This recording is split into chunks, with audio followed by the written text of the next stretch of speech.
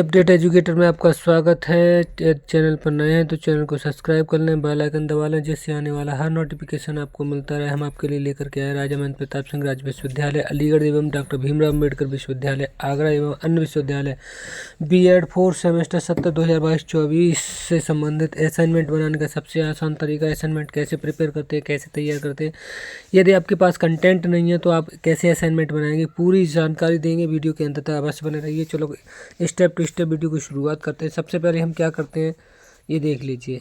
सबसे पहले हम करेंगे ये फ्रंट, जिस भी कॉलेज में आप पढ़ते हैं उस कॉलेज का फ्रंट पेज तैयार करेंगे। जैसे ये SN college of higher education Bajitpur Chadpura Kasganj B.Ed 4th semester session 2022-24। यहाँ लोगो लगा लेंगे इस तरीक़ा से। यहाँ असाइनमेंट लिखेंगे, यहाँ नेम लिखेंगे, यहाँ क्लास, यहाँ पर सेक्शन, यहाँ रोल नंबर, यहाँ सब्जेक्ट, जिस सब्जेक्ट का असाइनमेंट बनानी है। यहाँ सबमिटेड बाई, यहाँ आपका अपना नाम लिखना है। यहाँ सबमिटेड टू, यानी जिस जो एक्सपर्ट उस सब्जेक्ट को देखता है, ठीक है ना, या ट्यूट करता है, उसका नाम लिखना। इस तरीक़े से आपका फ्रंट पेज तैयार हो जाएगा, ठीक है ना। चलो अगले पेज पर हम बढ़ते हैं। अगले पेज पे देखेंगे किस तरीक़े से पेपर का नाम है ये, समावेशी विद्यालय का सृजन, क्रिएटिंग एन इंक्लूसिव स्कूल, ठीक है ना, ये पेपर का नाम है। चाहो तो इस तरीक़ा से आप तैयार कर सकते हैं। अगले पेज पे चलेंगे। पहला टॉपिक हमने लिया, देखिए, बौद्धिक बालक, ठीक है, इंटेलेक्चुअल चिल्ड्रन, बौद्धिक बालक। प्राय जन्म से ही बालक में बौद्धिक विकास होने लगता है। यह विकास प्रत्येक बालक के अलग अलग होता है। कुछ सामान्य बौद्धिक क्षमता वाले, कुछ असामान्य आवश्यक वाले बालक होते हैं। अन्य बालकों की अपेक्षा इन बालकों की बौद्धिक असमानताएं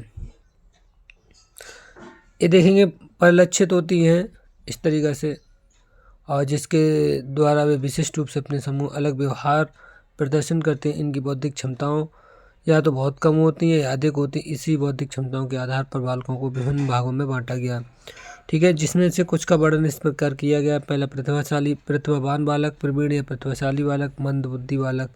इस तरीक़े से किसी बालक की बौद्धिक क्षमता अत्यधिक शून्य होती है, जिसमें से वे स्वयं कोई भी कार्य करने में असमर्थ रहते हैं, ठीक है ना। इस तरीक़ा से अब प्रतिभावान बालक क्या होते हैं, यहाँ पर हेडिंग डाल के टैलेंटेड चिल्ड्रन इसको एक्सप्लेन किया गया। देखिए किस तरीक़े से किया गया। प्रतिभावान बालक से प्राय उन बालकों से होता है जो अपनी आयु के समांतर प्रतिभावान बालकों से अभिप्राय उन बालकों से होता है जो आयु के समांतर बालकों अत्यधिक क्षमतावान होते हैं। ऐसे बालक कला, चित्रकारी, संगीत, नाटक, नृत्य जैसे क्षेत्रों में अपने उत्कृष्ट कौशलों का प्रदर्शन करते हैं। ऐसे बालक किसी एक अथवा अनेक क्षेत्रों में परंपरागत होते हैं। प्रतिभावान बालक से उच्च शैक्षिक स्तर, नेतृत्व क्षमता, तकनीकी, कला, खेल, क्रीड़ा, एथलेटिक्स में आगे होते हैं। प्रतिभावान बालक के लक्षण मुख्य रूप से 6 वर्ष में दिखाई देते हैं। कभी कभी यह किशोर अवस्था में प्रदर्शित होता है। बालकों को प्रेरणा द्वारा भी, मोटिवेशन जिसे बोलते हैं, भी प्रतिभावान बनाया जा सकता है। उदाहरण के लिए, यदि एक बालक को संगीत में रुचि है तो उसे संगीत के प्रति प्रेरित कर या उसे उससे संबंधित वाद्य यंत्र प्रदान करके प्रतिभावान बनाया जा सकता है। प्रतिभावान बालक की विशेषताएं हेठे डालेंगे इस तरीक़े से और एक्सप्लेन कर देंगे मुख्य विशेषता, ठीक है ना। प्रतिभावान बालक अकादमिक व शैक्षणिक स्तर पर भाषा, गणित, विज्ञान एवं व्यावसायिक विषयों में उच्च उपलब्धि प्राप्त करने वाले होते हैं। प्रतिभावान बालक की तकनीकी में रुचि अधिक रहती है। ऐसे बालक परिवहन, निर्माण, शिल्प विनिर्माण एवं कृषि क्षेत्र में रुचि होती है। प्रतिभावान छात्रों में सृजनात्मकता, लेखन, मौखिक वक्तव्यों में निपुण होते हैं। और इस तरीक़ा से प्रतिभावान सामाजिक सेवाओं में ऐसे छात्र अपनी प्रतिभा का प्रदर्शन करते हैं। प्रशासन एवं व्यवसाय में अग्रणी भूमिका निभाते हैं। प्रतिभावान बालकों में किसी तथ्य को अधिक याद करने की क्षमता तीव्र होती है, ठीक है ना। इस तरीक़ा से ये प्रतिभावान बालक या प्रतिभाशाली बालक, गिफ्टेड चिल्ड्रन, उनकी बात करेंगे, ठीक है ना, गिफ्टेड चिल्ड्रन।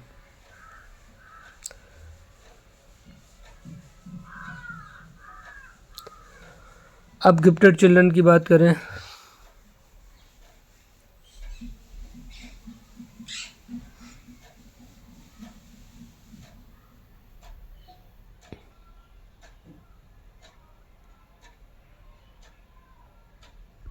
ये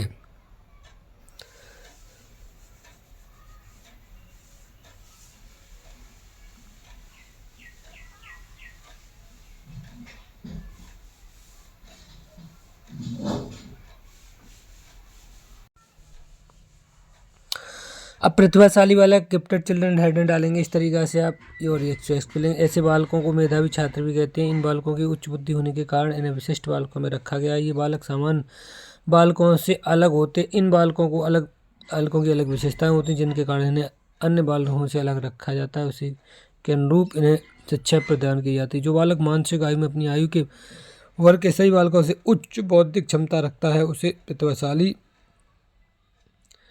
में अपनी आयु वर्ग बालकों के अंतर्गत रखा जाता है। यह बालक शारीरिक, संवेगात्मक आदि कई दृष्टियों से अन्य बालकों से अलग होते हैं। वह बालक जो किसी भी बालक को अति शीघ्र सीख लेता है, किसी भी बात को अति सीख लेता है और जल्दी नहीं भूलता, मेधावी बालक कहलाता है। अतः बौद्धिक दृष्टि से जो बालक किसी नई बात को या नए ज्ञान को सीखने की क्षमता रखते हैं उन्हें क्या कहते हैं? प्रतिभाशाली बालक कहते हैं। देखिए क्या कहते हैं? प्रतिभाशाली बालक कहते हैं। इन बालकों की बुद्धि लब्धि 1 से 20 से ऊपर होती है। प्रतिभाशाली बालकों की बुद्धि लब्धि बालकों की बुद्धि सामान्य बालकों यानी 1 से 10 से अधिक होती है। ठीक है ना, 1 से 20 से ऊपर होती है। मनोवैज्ञानिकों के अनुसार IQ 1 से 20 से ऊपर होती है, वे प्रतिभाशाली बालक होते हैं।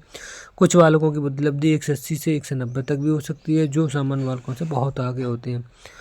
यहाँ पर तमाम परिभाषाएं दी गई। देखिए टर्मन एवं ओडन के अनुसार उन्होंने परिभाषा दी। प्रतिभाशाली बालक वह बालक शारीरिक गठन, सामाजिक समायोजन, व्यक्तित्व के गुण, विद्यालय उपलब्धि, खेल, सूचना, रुचियों की विविधता से औसत बालकों से श्रेष्ठ होते हैं।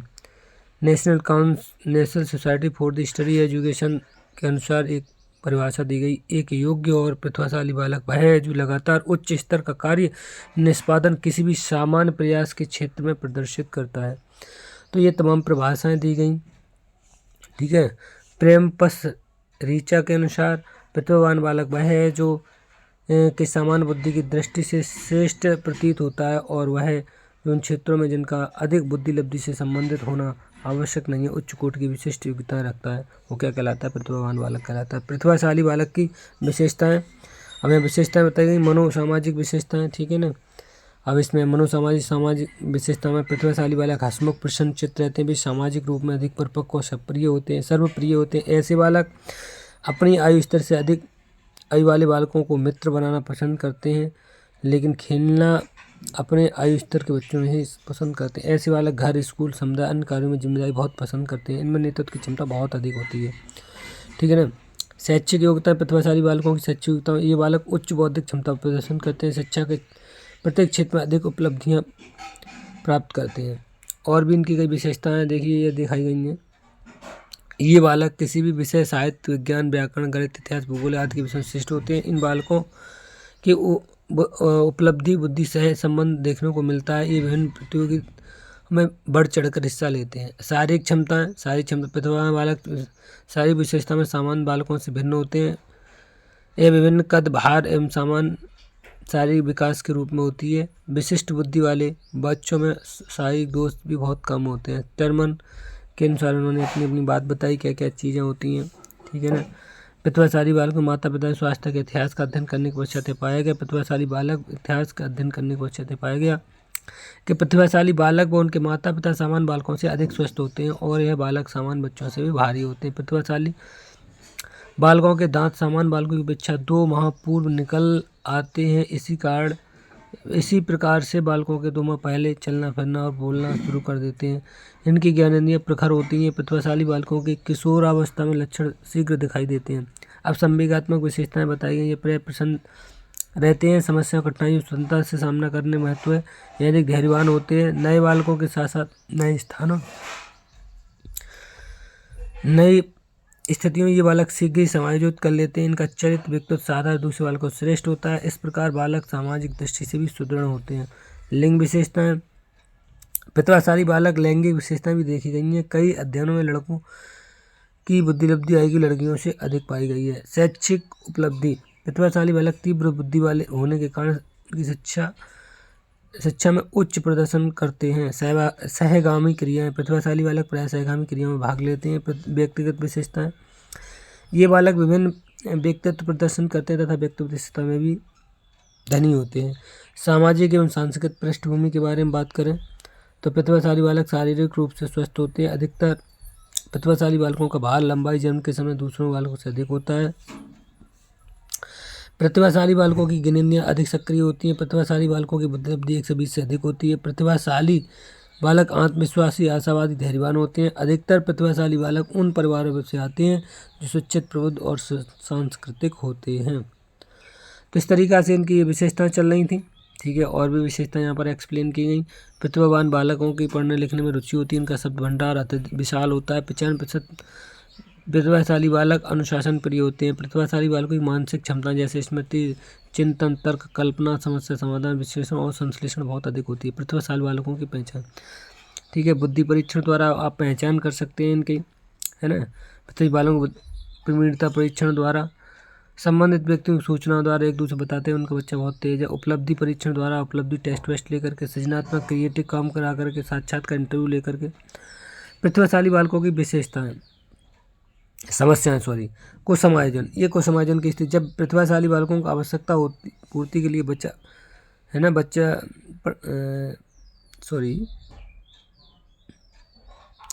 कुसमायोजन, जब प्रतिभाशाली बालकों की आवश्यकताओं की पूर्ति में बाधा पड़ती है तो वह मानसिक रूप से, संवेगात्मक रूप से अशांत हो जाता है।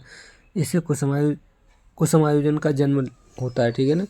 तो इसलिए असुरक्षा व उपेक्षा का भावना, प्रतिभाशाली बालक को जिज्ञासा भावना प्रबल होती है, जिस कारण से उसमें प्रश्न पूछने की प्रवृत्ति पाई जाती है। परंतु जब अध्यापक या अभिभावक उसकी जिज्ञासा संतुष्ट न कर उसे झड़क देते हैं, डांट देते हैं, मतलब जिससे अपने आप को असुरक्षित, उपेक्षित अनुभव करने लगता है।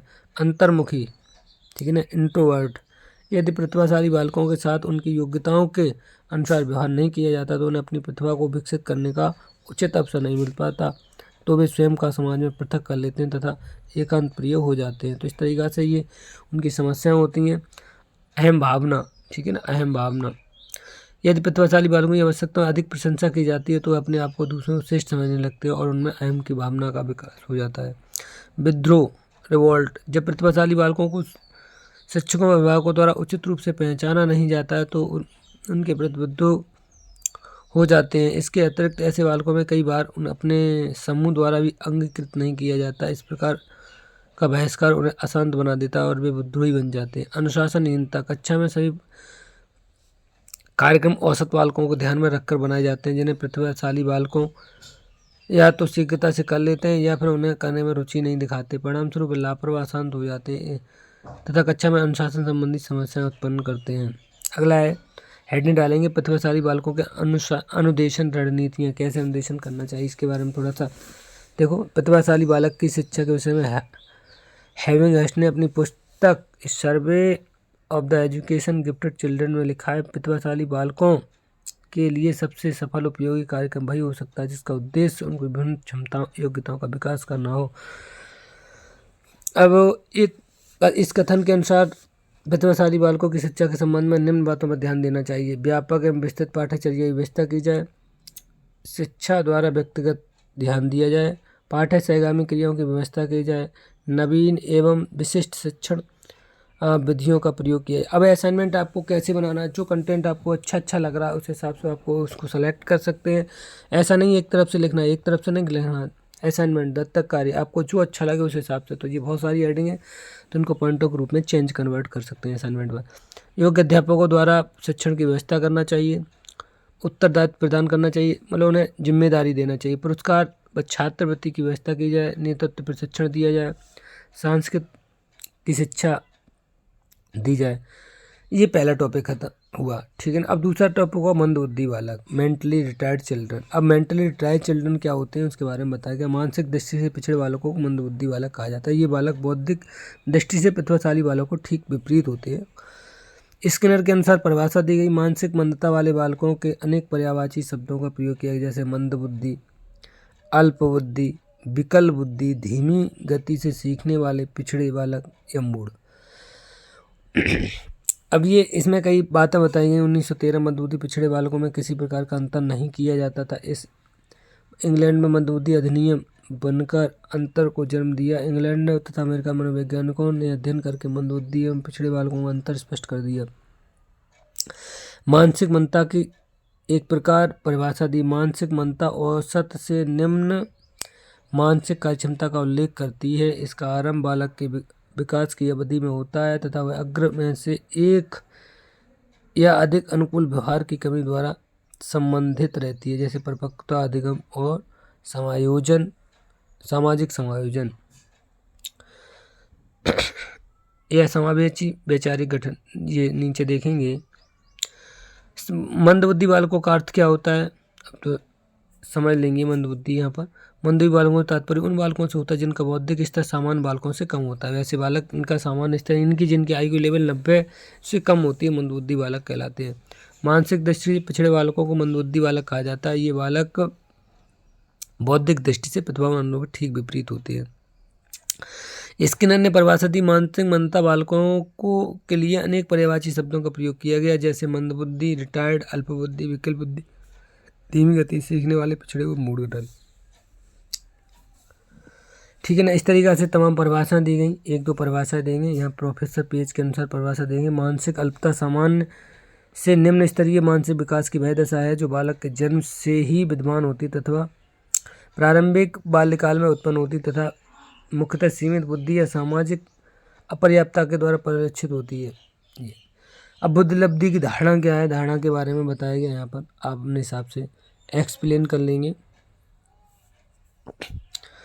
बुद्धिलब्धि का संप्रत्यय सामान्य बुद्धि के सिद्धांत पर आधारित है। इसका मूल संप्रत्यय है कि बुद्धि इकाई के रूप में होती है, जैसे सामान्य योग्यता कहते हैं। बुद्धिलब्धि एक सूचकांक होता है, परंतु बुद्धि विशेषज्ञों द्वारा अध्ययन किए गए हैं वे बुद्धि को विभिन्न कारकों में प्रदर्शित किए हैं। बुद्धि परीक्षण का संबंध मानसिक, शारीरिक, मानसिक मध्य का संबंध है। बुद्धि परीक्षा के परिणाम बुद्धिलब्धि द्वारा दिखाए गए। बुद्धिलब्धि का मानसिक आयु के अभाव में मापा नहीं जा सकती, अतः मानसिक आयु एवं बुद्धिलब्धि की अवधारणा को जानना आवश्यक है। बुद्धिलब्धि परीक्षण से बुद्धिलब्धि आंकी जाती है। बुद्धिलब्धि के विचार से सबसे पहला प्रयोग 1916 में स्टैनफोर्ड विन परीक्षण में किया गया। बुद्धिलब्धि मानसिक आयु वास्तविक आयु बीच का अनुपात है। बुद्धिलब्धि की सामान्य योग्यता विकसित की गति से निर्धारण की जाती है। कोल एवं ब्रूस के अनुसार परिभाषा दी गई। बुद्धिलब्धि वह बताती है कि मानसिक विकास की योग्यता में किस गति से विकास होता है। उदाहरण के लिए, जैसे यदि कोई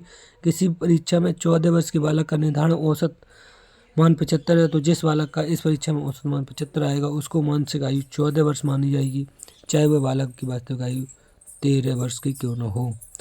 तो इस तरीक़ा से इसको एक्सप्लेन कर देंगे। यहाँ पर जो सबसे मतलब की बात आई वो अब आने वाली है। ठीक है ना। बुद्धिलब्धि निकालने का फॉर्मूला इसको याद कर लीजिए। हर परीक्षा में आता है, हर बार पूछा जाता है। सबसे टेट, सी टेट, चाहे जो भी हो, सुपर टेट, हर परीक्षा में ये IQ बराबर MA/C। इस बात को ध्यान रखेंगे। ठीक है ना। IQ बराबर इंटेलिजेंस क्वाड्रेंट। बुद्धिलब्धि MA मतलब मेंटल एज, मानसिक आयु, C मतलब क्रोनोलॉजिकल एज, यानी वास्तविक आयु यानी रियल एज। अर्थात बुद्धिलब्धि बराबर मानसिक आयु बट्टे वास्तविक आयु × 100। इसको ध्यान रखेंगे। बुद्धिलब्धि का वर्गीकरण किया गया, टर्मन के अनुसार वर्गीकरण किया गया। 1 से 40 से ऊपर के छात्रों को प्रतिभाशाली बालक बताया उन्होंने। 1 से 20 से 40 के बीच में बहुत अधिक या प्रखर बुद्धि वाला बताया। 1 से 10 से बीच में औसत सामान्य बुद्धि या औसत से अधिक। ठीक है ना। और 1 से 10 से लेकर के औसत या सामान्य बुद्धि वाला बताया गया। 75 से 90 सीमा पर या अल्पबुद्धि, और 50 से 75 मूर्ख, 25 से 75 मूढ़, और 25 से कम मूढ़ या जड़, इडियट जिसे बोलते हैं। आगे ये वर्गीकरण बताया गया। ये दोनों चीज़ें बहुत ही महत्वपूर्ण हैं, इनको थोड़ा सा नोट कर लेंगे, नज़र डाल लेंगे, ये परीक्षा में भी काम आएगी आपकी। मानसिक मंदती बालकों की विशेषताएं क्या होती है। ठीक है। IQ कम होती है, 50 से 75 के बीच होती है ऐसे बालकों की। और दूसरा क्या है, ऐसे बालकों की अधिगम संबंधी विद्या संयोजन की आवश्यकता होती है। इनकी शिक्षा स्तर सामान्य बालकों से भिन्न होता है। मंद बालकों में अन्य बालकों की अपेक्षा किसी अन्य प्रकार की विशेषता नहीं होती। मंदित बालकों का अधिगम व्यवहार धीमा होता है। मंदित बालकों का स्तर निम्न होते हैं। समूह बालकों के लिए गुणों में समानता रखते हैं। स्वयं के लिए सजग होते हैं। बालकों में मानसिक मंदता शारीरिक सुरक्षा से संबंधित होती है, जिनका उपचार नहीं होता। मानसिक मनोसामाजिक विशेषता, ऐसे बालक प्रशिक्षण तथा सामाजिक वास्तविक क्षमता के आधिकारिक कौशल सीख लेते हैं। ऐसे बालकों में सामान्यतः आत्मविश्वास का अभाव होता है। मानसिक मंदित बालकों की संवेगात्मक एवं सामाजिक असंयोजन पाया जाता है। तो ये सारी विशेषताएं हैं। ऐसे बालकों में सामाजिक समायोजन, निर्मल आत्मसंप्रत तथा सीमित अनुभव की क्षमताएं होती हैं। ये बालक सामाजिक संबंध समझने में असक्षम होते हैं। ये बालक सुरक्षा, प्यार, संवेदनात्मक भावों को समझते हैं। ये बालक शारीरिक रूप से समर्थ किंतु मानसिक रूप से कमजोर होते हैं। मानसिक, अब आगे डाल लेंगे मानसिक बुद्धि बालकों के प्रकार।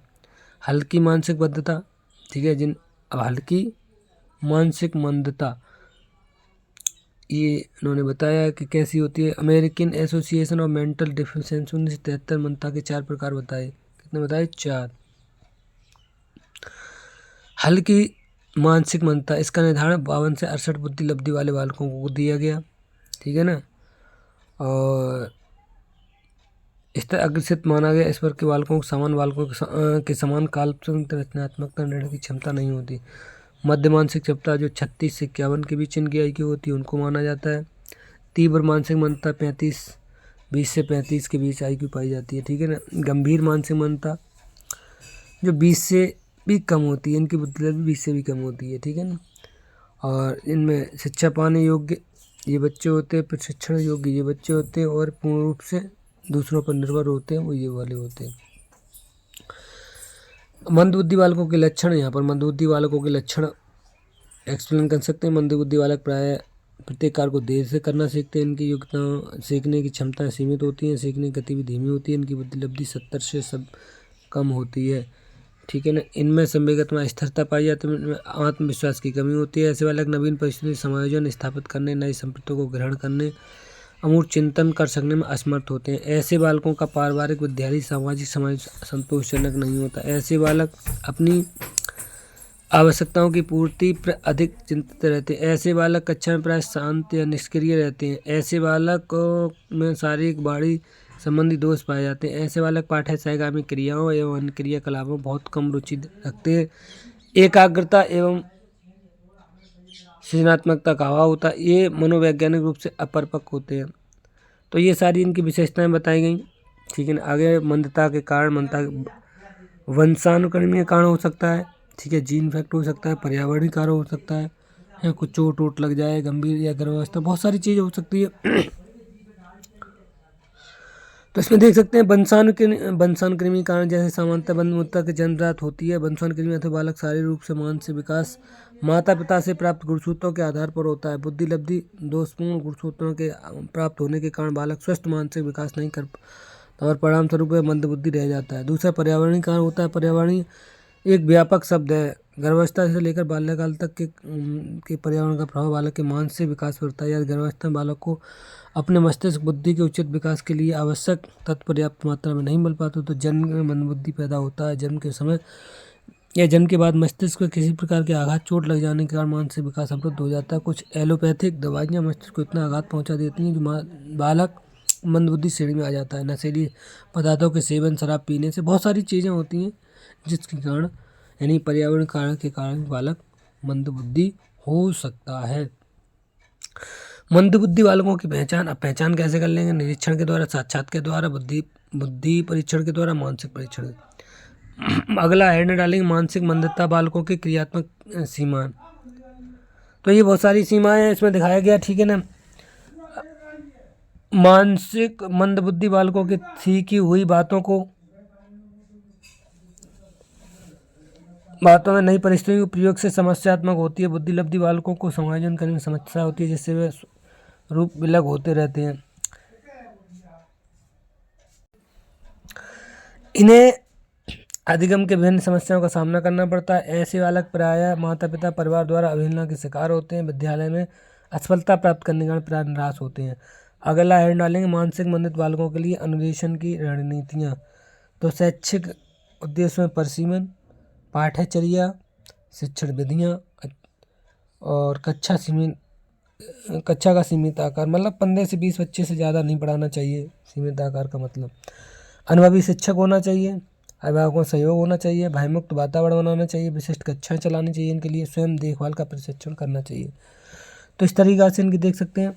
तो ये था, ठीक है ना। तो ये बालक दोनों को एक्सप्लेन किया गया। दूसरा टॉपिक है निर्देशन एवं परामर्श, गाइडेंस एंड ठीक है ना, कंसल्टिंग। गाइडेंस में, निर्देशन में क्या दिया जाता है, तमाम चीज़ें बताई हुई, थोड़ा सा हेडिंग निर्देशन डाल लेंगे। निर्देशन के वास्तविक अर्थ के संबंध में विद्वानों को भिन्न मत दिए गए हैं। कुछ विद्वानों निर्देशन को एक प्रक्रिया मानते हैं। उनका मानना है कि निर्देशन एक ऐसी प्रक्रिया है जिसके द्वारा किसी समस्या ग्रस्त व्यक्ति की समस्याओं के निराकरण के संबंध में विवेक युक्त सलाह दी जाती है ना। तो ये सारी चीज़ें आप एक्सप्लेन कर सकते हैं और परिभाषा भी दी गई है अलग अलग एक्सपर्ट द्वारा, उसको एक्सप्लेन कर सकते हैं। आगे उपरोक्त परिभाषाओं के आधार पर हम कह सकते हैं निर्देशन एक प्रक्रिया है, पद्धति नहीं है। निर्देशन व्यक्ति की खोज पर ध्यान केंद्रित करता है। निर्देशन नियमोपदेश की क्रिया नहीं है। निर्देशन समाज में व्यक्तित्व की कृथा दिया जाता है। निर्देशन एक विकासशील प्रक्रिया। निर्देशन व्यक्ति के पूर्ण विकास तथा वातावरण के पूर्ण समायोजन में सहायता प्रदान करता है। निर्देशन की विशेषताएं यहाँ पर एक्सप्लेन की गई, 4-5 विशेषताएं एक्सप्लेन कर देंगे, ठीक है ना। और निर्देशन की आवश्यकता क्यों होती है एक्सप्लेनेशन किया गया, इसको देख लेंगे। निर्देशन की आवश्यकता को निम्नलिखित बिंदुओं द्वारा स्पष्ट किया जा सकता है। तो हेडिंग न जा करके पॉइंट के माध्यम से एक्सप्लेन कर देंगे, क्योंकि असाइनमेंट आपको एक्सप्लेन करना है। शैक्षिक दृष्टिकोण से निर्देशन की आवश्यकता होती है। सामाजिक दृष्टिकोण से निर्देशन की आवश्यकता होती है। मनोवैज्ञानिक दृष्टिकोण से निर्देशन की आवश्यकता होती है। राजनीतिक दृष्टिकोण से निर्देशन की आवश्यकता होती है। दूसरा है कंसल्टिंग, जिसे बोलते हैं या कंसलिंग बोलते हैं, परामर्श, ठीक है ना। परामर्श एक प्राचीन शब्द है। अनेक मनोवैज्ञानिकों भिन्न प्रकार के परामर्श की व्याख्या की है। वेबस्टर शब्दकोश के अनुसार परामर्श का अर्थ है पूछताछ, पारस्परिक तर्क वितर्क या विचारों को पारस्परिक विनिमय। पर्याप्त भिन्नता होते हुए यह परिभाषा परामर्श के 3 तत्वों को एक मत के रूप में स्वीकार करती है। समस्या से घिरा हुआ व्यक्ति, उपबोध, वह व्यक्ति जो समस्या समाधान में सहायता करता है परामर्शदाता कहलाता है। उपबोध एवं परामर्शदाता के मध्य की क्रिया जिसमें परिणामस्वरूप उपबोध के कुछ अवांछनीय परिवर्तन होते हैं। ये गेस्टाल्ट के अनुसार परिभाषा दी गई, उसको एक्सप्लेन कर देंगे। अगले पेज पर जाएंगे, परामर्श की विशेषताएं क्या क्या हैं, तो परामर्श की विशेषताओं को एक्सप्लेन कर देंगे ये। और फिर परामर्श की आवश्यकता क्यों होती है, समस्या के निदान हेतु, समस्या समाधान सहायता प्रदान हेतु, समस्या समाधान योग्यता विकसित करने हेतु, व्यक्तियों विद्यार्थियों की व्यक्तिगत समस्याओं के समाधान हेतु, ठीक है ना। इस तरीक़ा से व्यक्तियों विद्यार्थियों की व्यावसायिक समस्याओं के समाधान हेतु, विद्यार्थियों की शैक्षिक समस्याओं के समाधान हेतु, समायोजन संबंधी समस्याओं के समाधान हेतु, व्यक्तियों के विकास हेतु, बीमारियों के निदान उपचार हेतु, मानसिक रोगियों के उपचार हेतु। तो इसलिए इनके परामर्श की आवश्यकता होती है। बाकी निर्देशन एवं परामर्श में क्या क्या संबंध है, ठीक है ना। समावेशी शिक्षकों के निर्देशन एवं परामर्श, कक्षा एवं सर्वोत्तम वातावरण पैदा करने में, यहाँ पूरी तरीक़ा से एक्सप्लेन किया। उचित जो कंटेंट होगा उसको एक्सप्लेन कर देंगे। अन्य निर्देशन कार्यकर्ताओं को अपना सहयोग प्रदान करने में, असमायोजित छात्रों के संबंध में पूर्व जानकारी हेतु, छात्रों को शिक्षण कार्य संबंधी निर्देशन परामर्श हेतु, और छात्रों के आत्मविश्वास एवं उत्तरदायित्व की भावना विकसित करने के लिए। एक शिक्षक के निर्देशक परामर्श संबंधी कार्य उत्तरदायित्व, बहुत सारे कार्य होता है कि इनमें से 4-5 कार्य असाइनमेंट में एक्सप्लेन करेंगे, ठीक है ना। ये बहुत सारे दिखाए गए हैं। और छात्रों के निर्देशन एवं परामर्श, तो यहाँ छात्रों के स्व क्षमताओं को परिचित करने के लिए, छात्रों की समस्याओं के निदान के लिए, छात्रों के मार्गदर्शन के लिए, छात्रों के आवश्यक सहयोग योगदान करने के लिए, छात्रों के सर्वांगीण विकास के लिए। तो इस तरीक़ा से हम असाइनमेंट को प्रिपेयर कर लेंगे, तैयार कर लेंगे। किसी की कोई समस्या है तो कमेंट के माध्यम से पूछ सकता है। दोस्तों वीडियो कैसी लगी कमेंट के माध्यम से बताइएगा। यदि आपको इसकी PDF चाहिए तो कमेंट में इनबॉक्स में वॉच करने के बाद हमें इनबॉक्स में मैसेज कर सकते हैं, हम आपको इसकी PDF भी प्रोवाइड कराएंगे। इसी के साथ साथ हम हर लेसन प्लान की आपको वीडियो प्रोवाइड कराएंगे। तो हर वीडियो के अंत तक अवश्य बने रहा करिए, अंत में बहुत सारी अच्छी चीज़ें बताएंगे। अगर आपको इसकी PDF चाहिए तो हमें इनबॉक्स में हमारा नंबर है 9719815279, इस पर कमेंट के माध्यम से पूछ सकते हैं, हम आपको प्रोवाइड करा देंगे इसकी PDF। साथ ही बता दें D फार्मा और B.Ed में रजिस्ट्रेशन चल रहे हैं, तो अगर B.Ed करना चाहते हैं या D फार्मा करना चाहते हैं तो आप हमसे कांटेक्ट करके इसमें एडमिशन ले सकते हैं, हमारे संस्थान में प्रवेश ले सकते हैं। किसी प्रकार की कोई समस्या है तो है पूछ सकते हैं। हमारा नंबर है 9719815279, यानी 9719815279। तो दोस्तों कैसी वीडियो लगी कमेंट के माध्यम से बस बताइए। BD 402 समावेशी विद्यालय का सृजन इसका असाइनमेंट इस तरीके से तैयार कर लेंगे। किसी को किसी प्रकार की कोई समस्या आ रही, परेशानी आ रही तो हमें कमेंट के माध्यम से पूछ सकता है। हमारी तरफ से आपकी पूरी मदद की जाएगी। अगर आपके पास कंटेंट नहीं है, बनाने में प्रॉब्लम हो रही है, तो भी हम आपको इसका कंटेंट प्रोवाइड कराएंगे, PDF प्रोवाइड कराएंगे। जिन छात्राओं ने अभी तक फॉर्म नहीं भरा है बीएड का 4th सेमेस्टर का, उसके लिए अंतिम तिथि 18 फरवरी कर दी गई है, 18 मार्च कर दी गई है। जल्दी से जल्दी कॉलेज महाविद्यालय में जा करके अपना परीक्षा फॉर्म जरूर भर दें, अन्यथा की स्थिति में, परीक्षा फॉर्म छूट जाने की स्थिति में भी आप स्वयं जिम्मेदार होंगे। ठीक है ना। आज ही, इसलिए आजकल उस समय इतनी जल्दी से अपना परीक्षा फॉर्म भर दें, अन्यथा परीक्षा फॉर्म छूट जाने की स्थिति में आप स्वयं जिम्मेदार होंगे। तो दोस्तों, हम आपके लिए लेकर आते हैं एजुकेशन से रिलेटेड हर जानकारी, लेटेस्ट जानकारी, जो सबसे पहले हमारे चैनल पर होती है। हमारे चैनल को सब्सक्राइब कर लीजिए, CBSE अपडेट एजुकेटर, जिससे हर जानकारी आप तक पहुंच सके। हम आपके लिए हर प्रकार की एजुकेशन से रिलेटेड हर जानकारी लेकर के आते हैं। हर प्रकार का BTC BEd से लेकर के कंटेंट लेकर के आते हैं, जो सबसे पहले हमारे यहाँ उपलब्ध होता है। तो दोस्तों, एक बार वीडियो को शेयर कर दीजिए, लाइक कर दीजिए, कमेंट कर दीजिए और ये बता दीजिए कि वीडियो हमारी कैसी लगती है। आज के लिए इतना ही। Thank you so much. जय हिंद, जय भारत।